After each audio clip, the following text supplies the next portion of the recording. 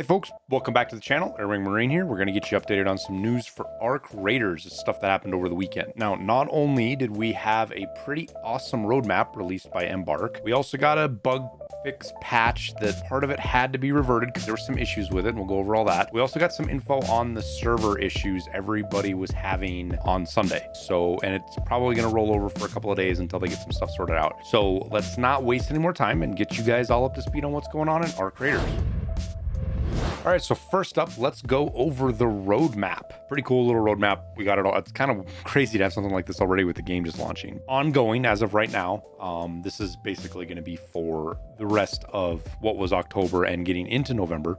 There's going to be new map conditions. Now, this is going to come up on, I believe, the 8th. Now, the first thing is the new map conditions. Now, it says conditions. I don't know if it actually means plural or if it's just talking about the electromagnetic storm.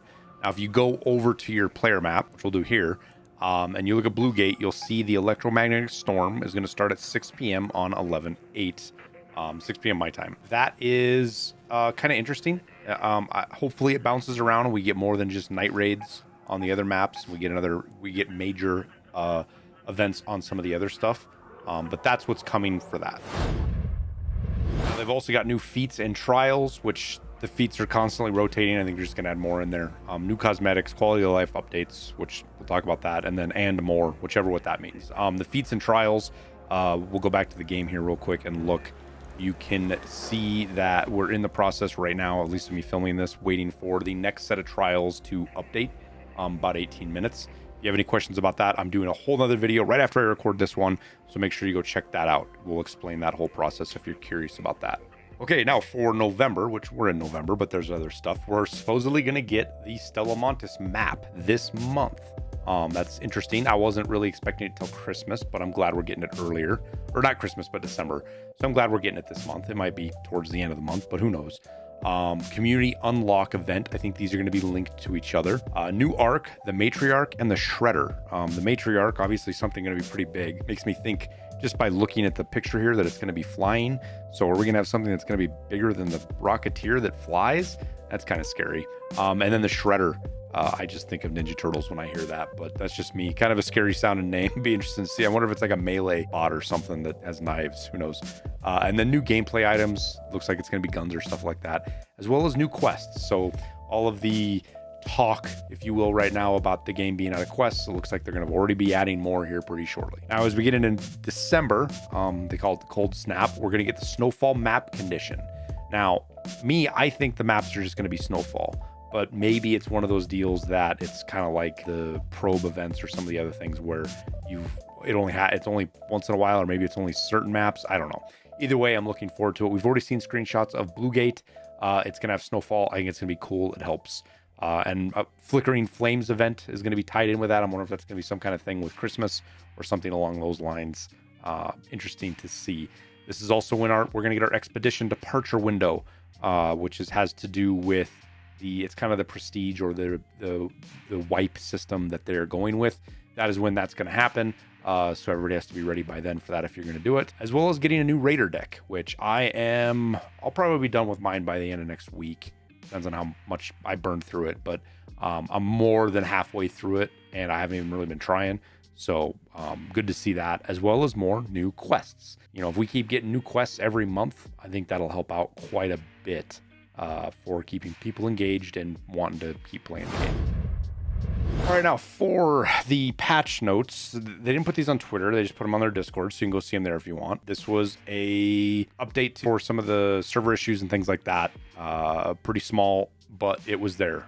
Fixed an issue with augment effects not working. These are your secondary effects like smoke popping when the shield cracks and stuff like that on your Mark II and your Mark III kits.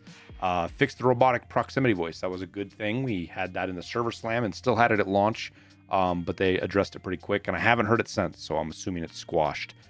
Fixed an issue that was causing crashes. Temporarily disabled virtual tracking for codex tracker to ensure all objective types unlock correctly. Fixed a bug where the augment effect wouldn't work when equipping another quick use item. Fixed incorrect drop chances for keys in certain circumstances. Fixed so proximity VoIP UI always shows while speaking. Fixed some graphical errors in Epic settings. Fixed a memory leak caused by Steam avatar pictures. There was some funny posts about that one. That's why I'm giggling. Added charge progress. Hint for integrated shield repair. Fixed a bug where the health regen augment skills wouldn't work if triggered while DBNO, down but not out. So there was a very specific augment for this, and it does work. It's kind of cool. So it's good to see that that's fixed. Fixed a bug where players could end up on train tracks by the metro, extractions on the buried city map. Fixed a bug where Steam avatars wouldn't show up on social tab. Fixed some issues with geometry on Blue Gate map. Fixed the material on some interior floors. Improved lighting in some areas. Fixed images in the store, uniformly scale regardless of aspect ratio. Fixed a bug where the trial screen could be accessed through the customization screen before unlocking it, and the store no longer scrolls to the top after using the back option. Now, there were some problems right away after launching this. Let's see, they got this launched at 4:25 a.m. and by 5:52 they already knew there was problems. 7:38 they rolled some stuff back. So, as Osen says here, she's in order to address the animation issues with some of you were experiencing, we have to roll back a few of the changes that we introduced in the hotfix earlier. We will include these fixes again in future updates. So they rolled back this thing, fixed an issue where augment effects didn't work. I haven't run into it yet. The augments have been working, at least the ones I've been using, and I've seen them working. Like I've shot lots of people, especially today, that have the combat Mark II that I think that's what pops smoke when your shield's cracked. Really effective augment, by the way, because it's hard to put people down after that smoke pops. Fixed a bug where augment effect would work when equipping another use item, and maybe this is what it's around. Added charge progress hint for integrated shield repair. Fixed a bug where the health regen augment skill wouldn't work if triggered while down but not out. Mine was working, so it's not like it doesn't work at all. There's obviously just some bug involved with it. The 2 times I got to check it, maybe it was 2 for sure, it was working both of those times. So this is a Mark III augment that is a looting augment, the one that I'm thinking of. We're also actively working on rolling out an update on Xbox, but there will be a delay. We'll keep you posted. And then we got the Xbox update with the roadmap on 31st at 12 p.m.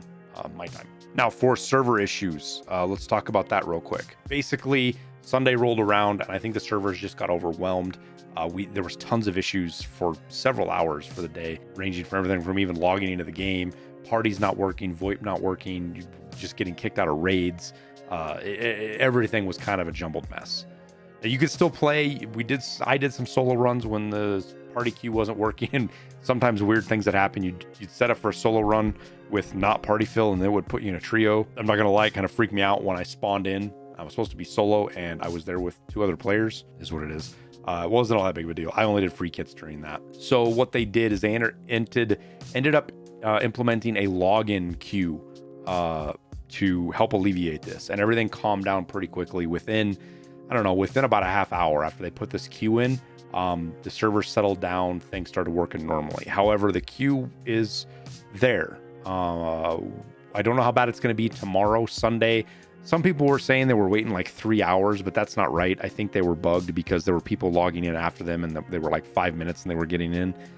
So if you're in a queue for like an hour, go poke around Discords or streams and ask people in chat. Don't sit in queue for 3 hours unless you're 100% sure that's how long it's taking.